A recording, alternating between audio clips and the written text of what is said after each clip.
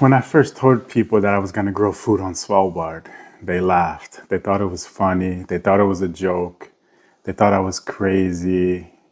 But I had this idea to make the place green. I don't know if you know anything about Svalbard. It's all rocks, stones. When it's snow, it's very beautiful. But in the summer, it looks like another planet. And I had many people tell me no along the way. And I didn't take these no's personally. I just used them to find another way to get what I wanted to get and to get things done. And I remember someone told me it's not impossible. It's just pointless. And that pointless really stuck with me. Like, how can it be pointless to have fresh local food grown on Svalbard, on the island, instead of importing everything? Everything is imported. It comes by boat, it comes by plane. When it comes by boat, it's a little cheaper, but it's not as fresh. And it's more for like things that are like, can last longer, like potatoes, carrots, these type of things. You maybe send with the boat. But like milk, salads, herbs, these type of things, they need to go with plane. And then it becomes very expensive. So how can it be pointless is what I couldn't understand. I'm Polar Chef Ben. This is Chew on This, and let's chew on that.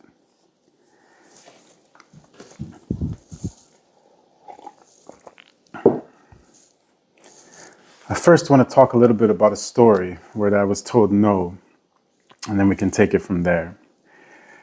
There was a few different stories, but one that really stuck out was when I wanted to have worms, and I planned to use these worms to compost.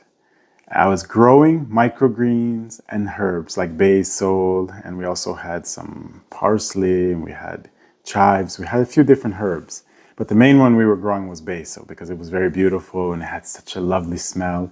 And it just wasn't the same like the one you buy that was shipped up, because it's never the same when you have something that's grown locally and doesn't need to move so far, and when you have to grow something to transport it. So yes, it was necessary. It was possible just to grow, like many people do, vegetables and salads and things, and just sell it, take the money, and then grow more. But on Svalbard, it's quite tricky because it's an island, a group of islands. It's very remote, very north of Norway, and it's 78 degrees north to be exact. And so everything is shipped. But not only that, all of the waste has to be shipped back to the mainland Norway, to Tromsø. So all of our garbage is shipped down, but the organic material, the sewage is put into the sewage. The organic material is put into the sewage and then it's flushed out into the sea. So whatever you put into the toilet, whatever you flush down the sink, it ends up in the sea. It just goes through the pipe and ends up in the sea. There's no treatment. There was, at least not at the time when I was there. Maybe things are different now. I've left like 5 years ago, so I'm not the most current on how the sewage works there now. But when I was there was no sewage treatment. Whatever we put in the toilet and in the sink, it goes out into the toilet and out into the sea. So like, it just seems like such a waste. We use so much time, energy, and money to ship things up, and then we just throw it into the sea. So I was thinking, what if we could get more uses out of that instead of just dumping it? And so linear, just ship it up, throw it out. It's very linear. But what if we could make it more of a circle? So we could grow the local foods or vegetables or whatever you want to call it. We sell it. And then this material that we used to grow it in, which was like cellulose or it was like some kind of soil, we take it back. And then we compost this. And then we try to use that to grow something else. So that way we keep it going instead of just one-time use. It was much more complicated than I realized, but that was okay. I was up for the challenge. Like, there was no problem about doing a challenge. And I thought that, why not? Like, why not? So I wanted to have worms, composting worms, this red worms. Asenia fetidis, I believe is the scientific name. I have to double check that, but yeah, these certain type of worms that feed off of manure and feed off of organic material.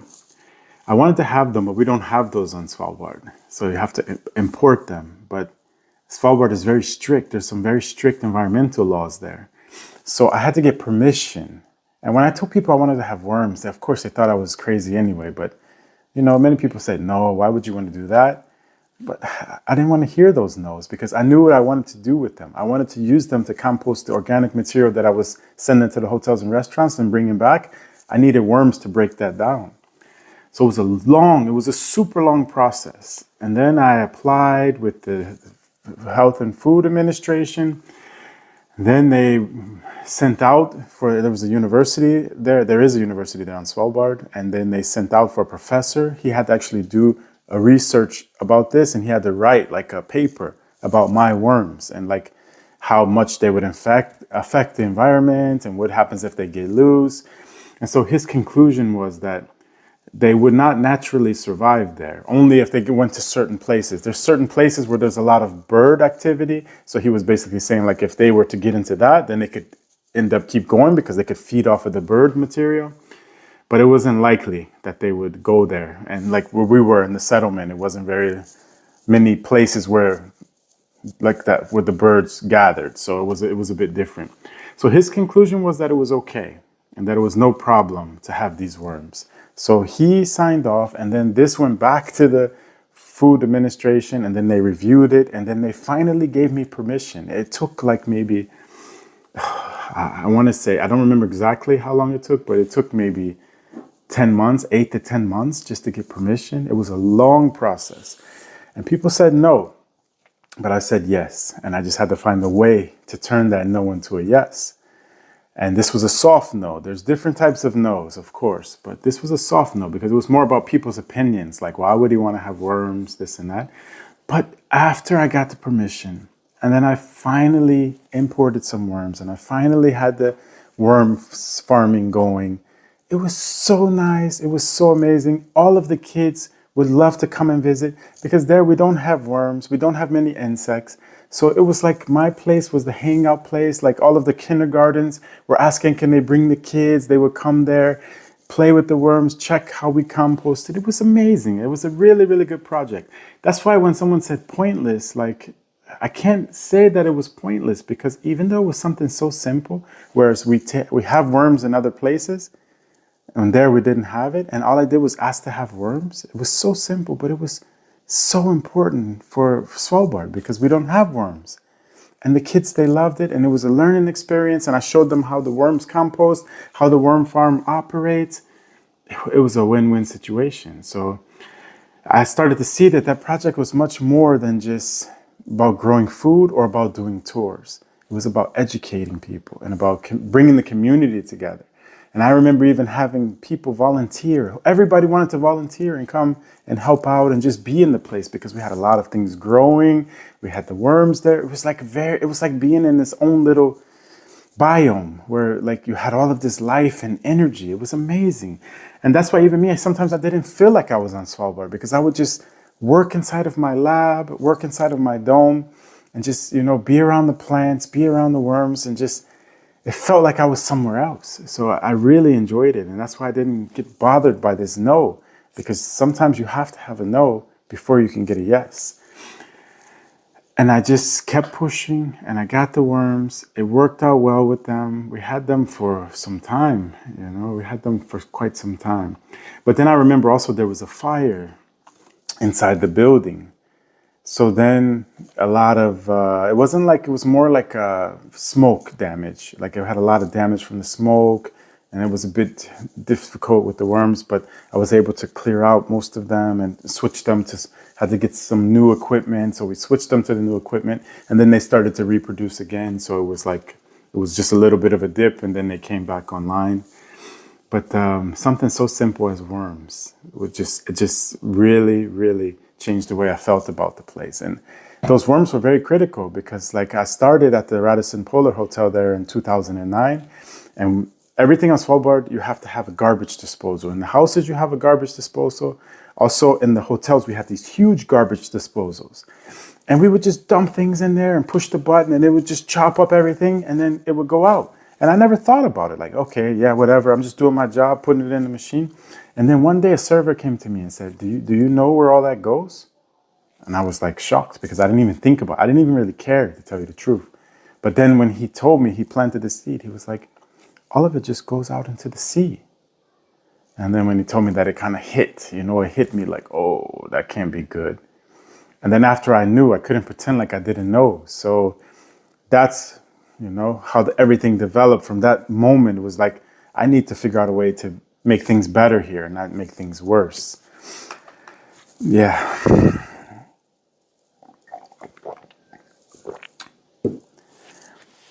So basically, no is data, and don't take no personally.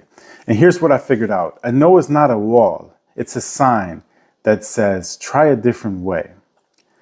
In the Arctic, you learn fast. If the ice won't hold you, you don't stand there crying. You find thicker ice. Same in business, same in life.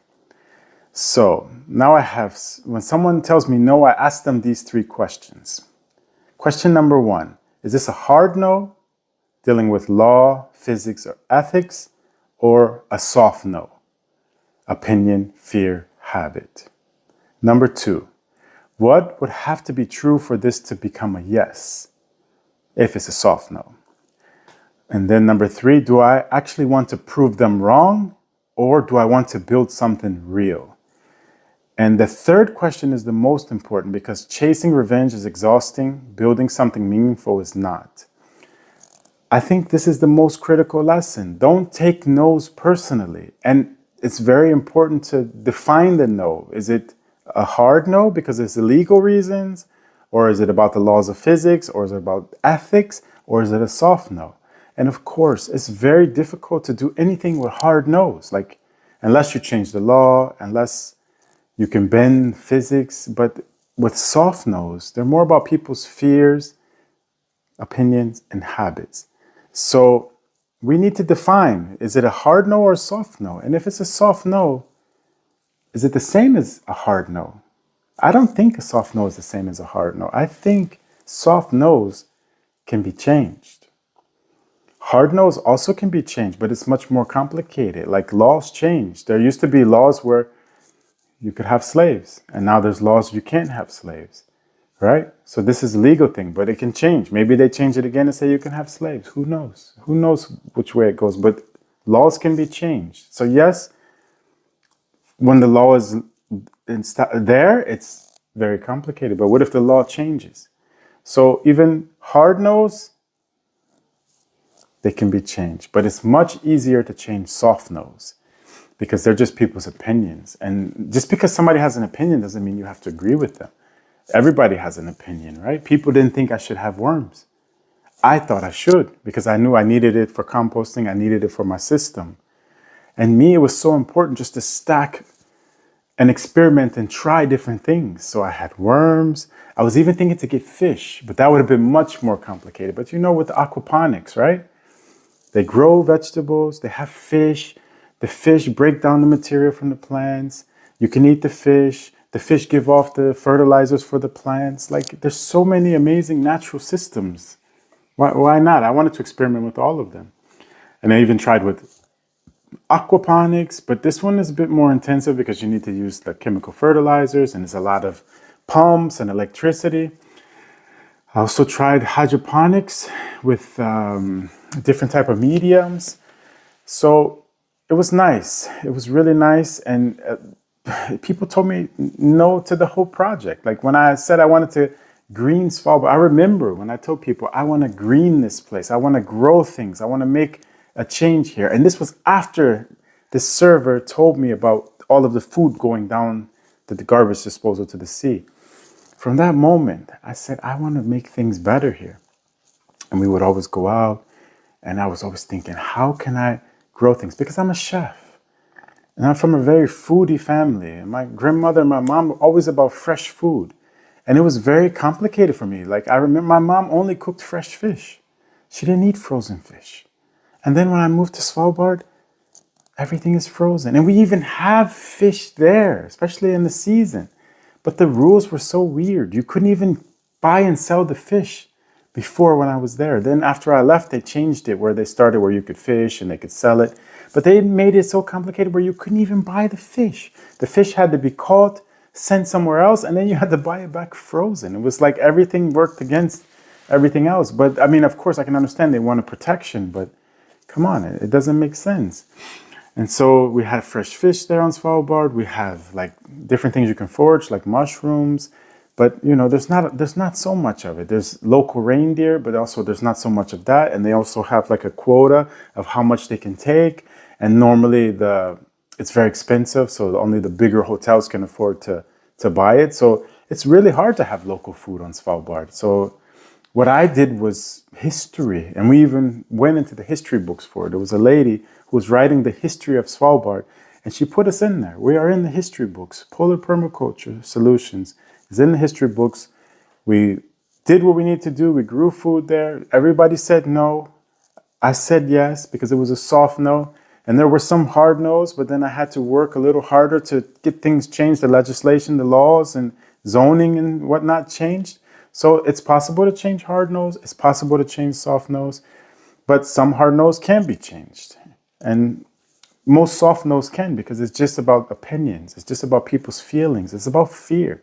And I think the biggest thing is fear. Most people are afraid, which paralyzes people and stops people from doing anything. And when you get afraid, like, the most important thing is you can't be afraid to make mistakes. And me, I thrive from that. Like, when I've made the most learning from my mistakes. So I haven't been afraid to make mistakes, which can, be good and bad, because of course it's risky, right? It's risky, but how do you know unless you try?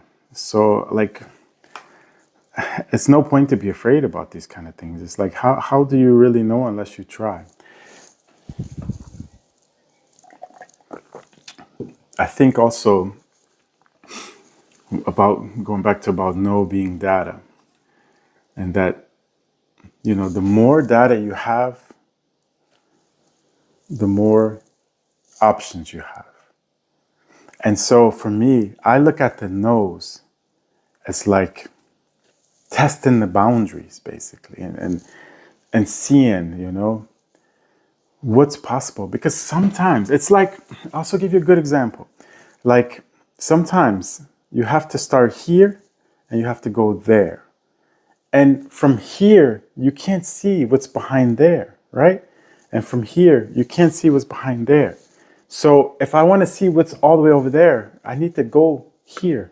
Then I'm closer to there, right?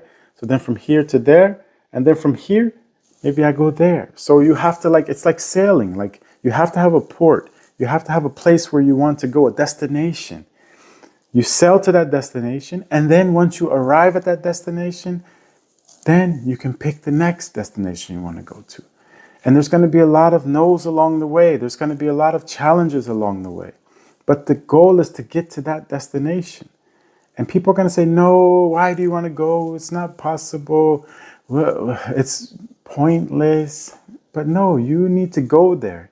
You need to go there, because then from there, it's going to open up other doors. And that's how this whole process has been for me. Like, just started from something so simple as worms, growing microgreens. I even tried to have quails. I was hatching my own quails. And then you can't have those type of birds and animals on Svalbard either. It's very strict. But I didn't bring in the birds or animals. I only had eggs. But the eggs were fertilized. I hatched them, and then I had some baby quails and quails, right? And they were producing eggs. It was amazing. We had fresh eggs. We had these worms. We had like microgreens. We had basil growing. It's just, we were trying to have local food. But then, of course, the food authority came and said, no, you're not allowed to do this. They made me kill all of the birds. And then it was done. That chapter was closed. But I learned from that too. Even with that note, that like I could do it. I hatched my own quails, right? Like, have you hatched your own quails? Have you actually hatched your own birds before? Like, if you have, bravo, because it's a lot of work. It's not easy. But if you haven't, it's such an amazing experience. And I highly recommend it if it's legal and allowed where you live. Don't do it on Svalbard, though, because it's not allowed there.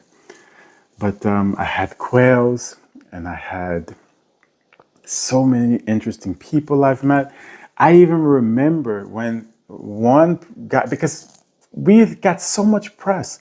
I don't know why people were so interested in this, but we got so much press People from all over the world were contacting us. They wanted to do interviews. They wanted to write stories about us. They wanted to put us in this newspaper, that newspaper. There were so many documentaries.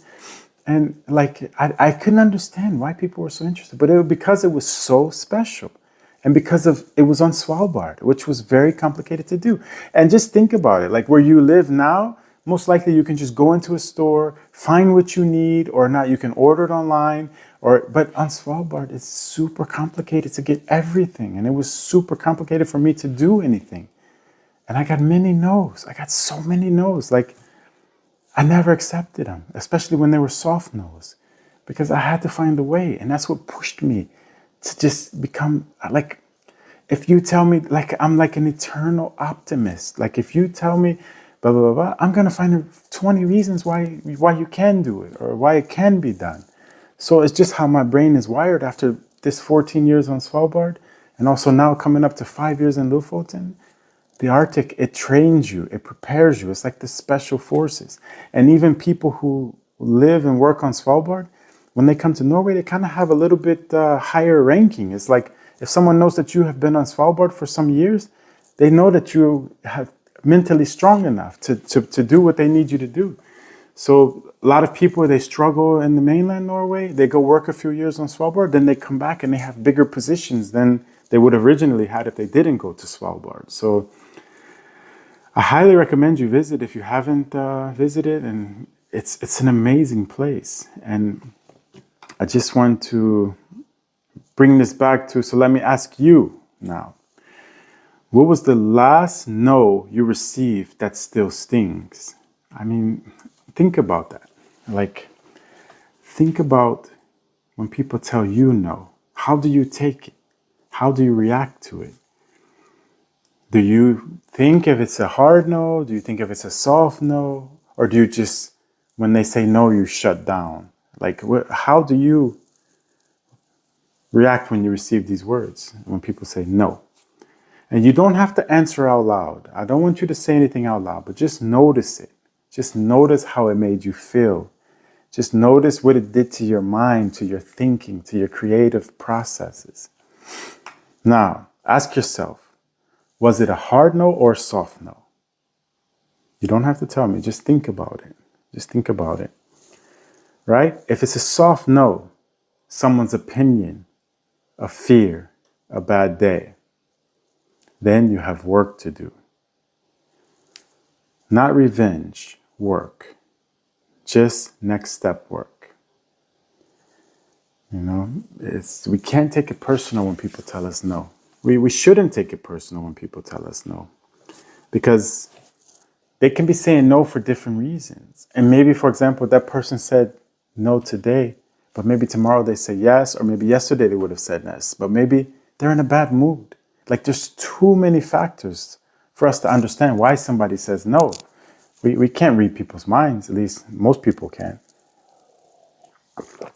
So I don't want you to take no personally, especially when it's a soft no. And I can't tell you what your next step is, but I can tell you how to find it. Slow down. Look at the problem like a chef looks at a messy kitchen, one thing at a time. And another thing that's super important for a chef is mise en place. And basically this means everything in its place. And when you want to start something, you should have everything ready so that when you start it, you don't need to stop it until it's completed. This is super important. And a lot of people miss this. And like, there's a lot of things that we use in a professional kitchen that translate to my everyday life. Like, for example, mise en place. Like, for example, keeping the kitchen clean. You can't work in a messy kitchen. It's just, you don't feel comfortable. It's not safe. It's not healthy. It's dangerous. You can get cut. You can slip. You can hurt yourself. It can attract pests. So we don't work in a messy kitchen. We have to be very clean. The food is going into people's bodies. We need everything to be clean so people can eat and feel good and stay healthy. And also the mise en place. It's very important to have everything ready before you start. So when you decide you want to do something, try to prepare everything ahead for it. So that way, when you start the process, you just go step by step by step by step. And you don't ask. You don't need to ask people's permission. Of course, if it's a legal thing or ethics thing, yes, you ask. But if it's about people's opinions, like, do you really need to have them say yes or no for you? If it's about opinions or someone's fear, like if it's only affecting you, then why do you need to ask other people? So think sometimes, maybe you don't always need to tell everybody all of your business, or you don't need to tell everybody everything that you want to do. Sometimes you just need to do something, and then you let people see it afterwards, after it's done. Like even me now, a lot of things I don't even talk about anymore. Because as soon as you tell somebody, then their opinions are going to come out, their fears are going to come out, their anxieties are going to come out, everything that they're feeling, they're going to throw it onto you. And it's going to become your problem. And like, do you really need that? Like, do you really need that extra stress? So a lot of times we have no's that we don't even really need to deal with, We don't even really need to deal with all of the no's.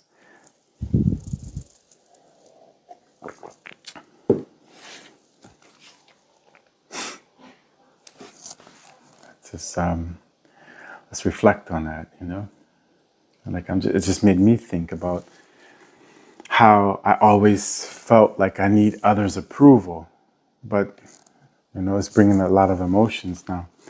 You don't need people's approval to do what you need to do, right? When it's something that you need to do, as far as your dreams, your goals, why do you need everybody else's approval? And then we set ourselves up for failure when we seek everybody's approval, and then someone says no, or oh, maybe no, or maybe you can't do it, or blah, blah, blah. Because that's also something that, like, people meet us, we're always changing.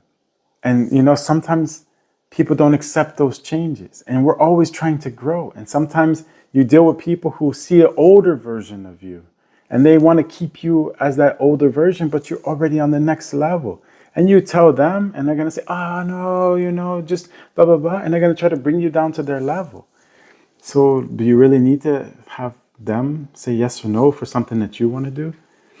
Like, only you can answer that. But like, that's something that was a very hard lesson for me to learn, to stop trying to get everybody's approval and please everybody. And I guess it goes back to school. Like, we were taught to, always get permission, always, try to make the teachers happy and this and that, which I'm not saying it's bad, but I'm saying it's hard to unlearn it. Like, there's a lot of things that I had to unlearn from my education, and I had to learn, like, how things really work and what works for me, and focus on me, and like try to find the best way to, contribute.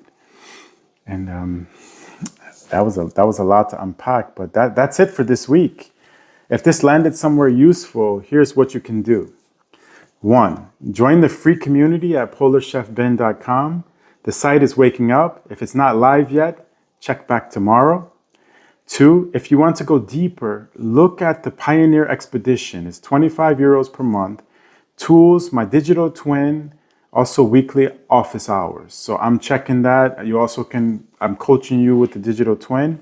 Number 3, if you're ready to build something that lasts, check out my Pathfinder Masterclass. It's 59 euros a month. And that's where I spend my real time. And that's where you get to work with me hands-on. Well, hands-on virtually. I'm just more active there. The Pioneer is more like a self-directed membership site, and the Pathfinder is more hands-on, where I'm actually hands-on working with you.